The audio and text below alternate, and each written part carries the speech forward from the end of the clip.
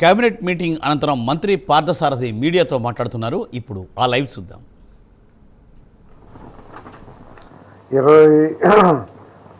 17.8 million టన్నుల steel ఉత్పత్తికి ఏదైతే ప్రతిపాదన చేసిందో అది వాస్తవ రూపం ధరించడానికి కావలసిన నిర్ణయాలు ఈరోజు తీసుకోవడం జరిగిందని చెప్పేసి మనం చేస్తాను. ఈ స్టీల్ ప్లాంట్ కోసం మరి ఈ ఆర్సిలరీ మెటల్ సంస్థ వారు ఒక క్యాప్టివ్ పోర్ట్ కావాలని చెప్పేసి కోరటం, డిఎల్పురం అనకాపల్లి డిస్టిక్లో డిఎల్పురం అనే విలేజ్లో 2.9 కిలోమీటర్ వాటర్ ఫ్రంట్తో ఒక క్యాప్టివ్ పోర్ట్ వాళ్ళకి ఇవ్వటానికి మంత్రిమండలి ఆమోదించింది. ఆ క్యాప్టివ్ పోర్ట్ ఇవ్వటానికి కేజీపీఎల్ కాకినాడ గేట్వే పోర్ట్ లిమిటెడ్కి సంబంధించిన కన్సెషన్ అగ్రిమెంట్లో కొన్ని క్లాజెస్ని మాడిఫై చేయాల్సి వచ్చింది.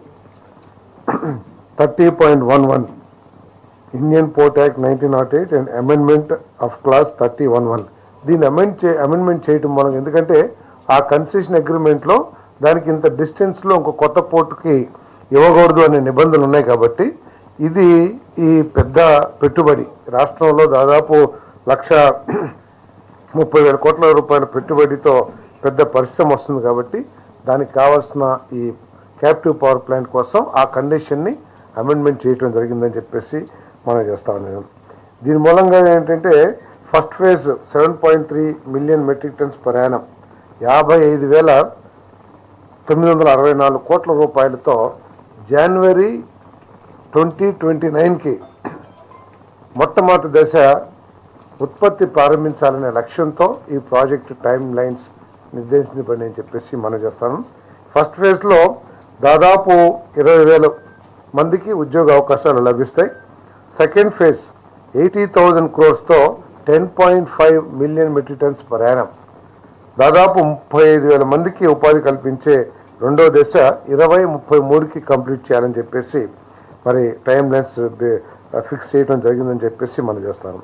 ఏదైతే క్యాప్టివ్ పోర్ట్ ఈరోజు ప్రభుత్వం అనుమతించిందో ఫస్ట్ ఫేజ్లో 20.5 million metric tonnes per Yanam అంటే అంత కార్గోని హ్యాండిల్ చేయటానికి సంబంధించిన ఫస్ట్ ఫేజ్ పోర్టు 5,816 కోట్ల రూపాయలతో నిర్మించబడతా ఉంది. దానివల్ల 1000 మందికి ఉపాధి అవకాశాలు లభిస్తాయి. ఇది కూడా జనవరి 2029 అంటే ఫ్యాక్టరీ అయిపోయేటప్పటికి ఇది కూడా సిద్ధమవుతుందని చెప్పేసి మనం చేస్తాం. అదేవిధంగా సెకండ్ ఫేజ్ ఏదైతే 10.5 million metric tonnes per annum రెండో దశ ఉందో అది అయిపోయేసరికి ఇంకొక సెకండ్ ఫేజ్ క్యాప్టివ్ పోర్ట్లో సెకండ్ ఫేజ్ 5,382 కోట్ల పెట్టుబడితో 5,000 మందికి ఉపాధి కల్పించే క్యాప్టివ్ పోర్ట్ సెకండ్ ఫేజ్ కూడా పూర్తవుతుందని చెప్పేసి ఈ సందర్భంగా తెలియజేస్తా ఉన్నాను. మరి దీని మీద ముఖ్యమంత్రి గారు ఈ ప్రాజెక్టుకి ఎటువంటి అడ్డంకులు లేకోకుండా ఈ ప్రాజెక్టు అనుకున్న నిర్దేశిత సమయంలో పూర్తి కావటానికి అన్ని విధాలా కూడా చర్యలు తీసుకోవాలని చెప్పేసి మరి ఆదేశాలు ఇవ్వడం కూడా జరిగిందని చెప్పేసి మనం చేస్తాను. మరి గతంలో వైజాగ్ స్టీల్ ప్లాంట్ పూర్తిగా ప్రైవేట్ పరం అయిపోతుంది అని చెప్పేసి గత ప్రభుత్వ నిష్క్రియ ప్రభుత్వం మూలంగా ఇటువంటి చేష్టలు ఉడిగిపోయి ఉండటం మూలంగా ఆ వైజాగ్ స్టీల్ ప్లాంట్ ప్రైవేట్ పరం అయిపోతుందనే ఒక ఆలోచన ప్రజల్లో ఉన్న మరి కొత్త ప్రభుత్వం రాగానే కూటమి ప్రభుత్వం రాగానే మన ప్రీతం ముఖ్యమంత్రి చంద్రబాబు నాయుడు గారు డిప్యూటీ సీఎం పవన్ కళ్యాణ్ గారు కలిసి మరి మోడీ గారిని ఒప్పించి దాన్ని ప్రభుత్వ రంగంలోనే ఉంచాలనే లక్ష్యంతో మరి ఒప్పించడం జరిగింది. ఒప్పించడమే కాకుండా ప్రభుత్వం తరపు నుంచి దాదాపు 2,400 కోట్ల రూపాయలు కరెంటు బిల్లు ఏదైతే కట్టాలో దాన్ని ఈక్విటీగా కూడా మార్చుకోవడానికి ప్రభుత్వం రాష్ట్ర ప్రభుత్వం ఒప్పుకోవడం జరిగింది. సో వీటన్నిటి మూలంగా చాలా సంవత్సరాల తర్వాత వైజాగ్ స్టీల్ ప్లాంట్ మార్చి మాసంలో లాభాలని ఆర్జించిందని చెప్పడానికి ప్రభుత్వం తరఫున సంతోషం వ్యక్తం చేస్తానని చెప్పేసి కూడా ఈ సందర్భంగా నేను తెలియజేస్తా ఉన్నాను. మరి వైజాగ్ స్టీల్ ప్లాంట్ని నిలబెట్టడానికి అవసరమైన అన్ని చర్యలు కూడా ఈ ప్రభుత్వం తీసుకుంటుంది. ఆఖరికి కేంద్ర ప్రభుత్వ పోలీసింగ్ను కూడా మార్చి రాష్ట్ర ప్రభుత్వం పోలీసును కూడా అక్కడ సెక్యూరిటీకి ఏర్పాటు చేయాలని చెప్పేసి కూడా ఆర్థిక భారమైనా కూడా చేయాలని చెప్పేసి కూడా నిర్ణయం చేసుకోవడం జరిగిందని చెప్పేసి నేను ఈ సందర్భంగా తెలియజేస్తా ఉన్నాను. మరి ఈ క్యాప్టివ్ పవర్ ప్లాంట్తో పాటు మరి ఈ మన కోస్ట్ లైన్ మనకి చాలా ఎక్కువగా దాదాపు 950 కిలోమీటర్ కోస్ట్ లైన్ మూలంగా ఈ కోస్ట్ లైన్ని అభివృద్ధి మీద ఈ ప్రభుత్వం దృష్టి కేంద్రీకరించిందని చెప్పేసి కూడా ఈ సందర్భంగా తెలియజేస్తా ఉన్నాను.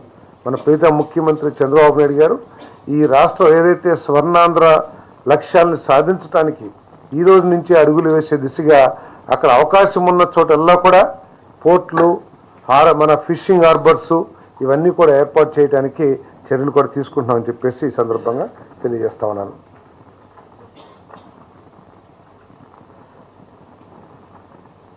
అదేవిధంగా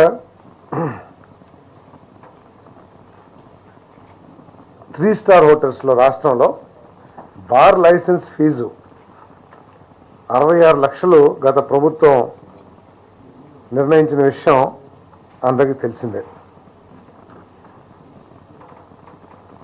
ప్రభుత్వం యొక్క ఆలోచన, మా ప్రీతం ముఖ్యమంత్రి గారి ఆలోచన ఏమిటంటే భవిష్యత్తులో ఈ రాష్ట్రంలో టూరిజంకి అపారమైన అవకాశాలు ఉన్నాయి.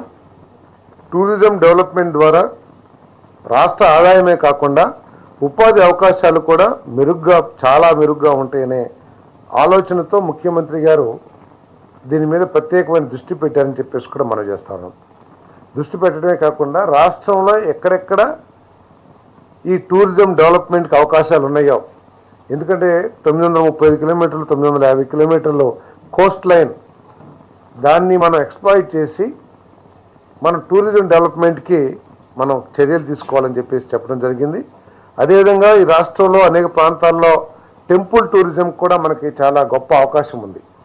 ఎందుకంటే బాలాజీ మన ఏడుకొండల టెంపుల్ కానివ్వండి, కనకదుర్గమ్మ టెంపుల్ కానివ్వండి, శ్రీశైలం పెద్ద పెద్ద టెంపుల్స్ అన్నీ కూడా మన రాష్ట్రంలో పేరెన్నికగా ప్రజల్లో బాహుళ్యం పొందిన టెంపుల్స్ ఉన్నాయి.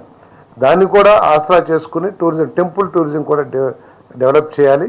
సో ఈ టూరిజం డెవలప్మెంట్ కావాలంటే రూమ్స్ అవైలబిలిటీ కానివ్వండి, ఇంకా ఇన్ఫ్రాస్ట్రక్చర్ కానివ్వండి, వారు ఎవరైనా సరే టూరిజం టెంపుల్కి వచ్చినప్పుడు 1-2 రోజులు వాళ్ళు గడపడానికి అవకాశాలు ఉండే విధంగా మనం టూరిజం ఇన్ఫ్రాస్ట్రక్చర్ని డెవలప్ చేయాలనే ఆలోచనతో ముఖ్యమంత్రి గారు చాలా స్పష్టమైన ఆదేశాలు సంబంధిత శాఖకి ఇవ్వటం జరిగిందని చెప్పేసి మనం చేస్తాను.